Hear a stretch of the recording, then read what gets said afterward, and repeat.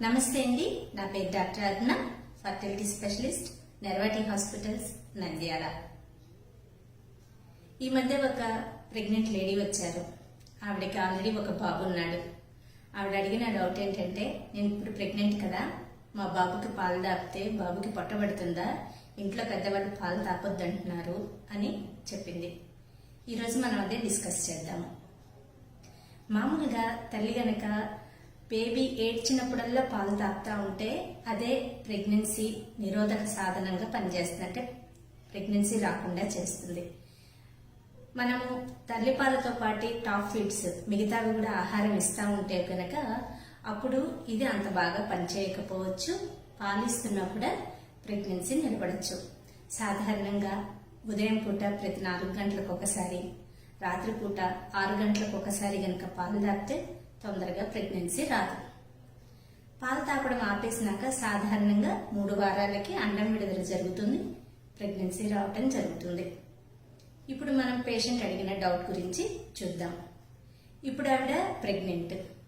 First అసలు ఆమె ఏం తీసుకోవాలి ఆహారం అనేది చూద్దాం.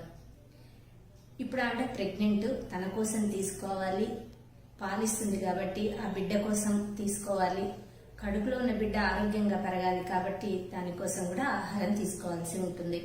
అంటే ఆహారం కాస్త ఎక్కువగా తీసుకోవాలి, ద్రవ పదార్థాలు బాగా తీసుకోవాలి. కొద్ది కొద్దిగా ఎక్కువ సార్లు తీసుకోవడం వల్ల ఆహారము వాంతులు కాకుండా ఉంటాయి, తిప్పకుండా ఉంటుంది. అట్లనే ఈ 3 అవసరాలకు సరిపడా ఎనర్జీ అనేది లభిస్తుంది అన్నమాట. అట్లనే షుగర్ ఎక్కువ ఉన్న పదార్థాలు తీసుకోకూడదు, కూల్ డ్రింక్స్ లాంటివి తాగకూడదు. ఇవన్నీ ఇంకా నీరసపడిపోయేటట్టు చేస్తాయి. అంతేకాకుండా సరిపడా నిద్ర కూడా అవసరం, రెస్ట్ కూడా అవసరం అనమాట. మధ్యాహ్నం పూట 2 గంటలు, రాత్రిపూట 8 నుంచి 10 గంటల పాటు నిద్ర అనేది వీళ్ళకి అవసరం అవుతుంది. మరి అందరూ పాలు తాపొచ్చా అంటే కొన్ని హై రిస్క్ ప్రెగ్నెన్సీ కేసెస్లో పాలు తాపకపోవడమే మేలన్నమాట. ఎందుకు అంటే తల్లి పాలు తాపించినప్పుడు తల్లిలో ఆక్సిటోసిన్ అనే హార్మోన్ అనేది తయారవుతుంది. ఈ ఆక్సిటోసిన్ హార్మోన్ హై రిస్క్ కేసెస్లో, అంటే ఈవిడికి ఇదే ప్రెగ్నెన్సీలో కాస్త బ్లీడింగ్ అయి ఉండొచ్చు మొదట్లో, లేదంటే అంతకుముందు అబార్షన్లు అయి ఉండొచ్చు, ఇలాంటివి నెలలు నిండకుండా కాన్పులు, 7 నెలల 8 నెలల కాన్పులు అయి ఉండొచ్చు. ఇలాంటి కేసెస్లో ఆల్రెడీ ఇలాంటి కేసెస్ ఉన్నవారు ఈ ప్రెగ్నెన్సీలో పాలు తాపకపోవడమే మేలన్నమాట.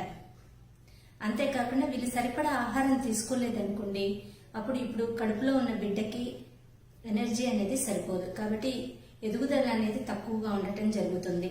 IUGR అంటాం, ఉమ్మనీరు తగ్గిపోవడం జరుగుతుంది. కాబట్టి కడుపుతో ఉన్న స్త్రీలు ముందర పిల్లలకి పాలు తాపవచ్చు, కానీ దానికి సరిపడా ఆహారం తీసుకోవాలి, ద్రవ పదార్థాలు తీసుకోవాలి, రెస్ట్ తీసుకోవాల్సి ఉంటుంది. Thank you.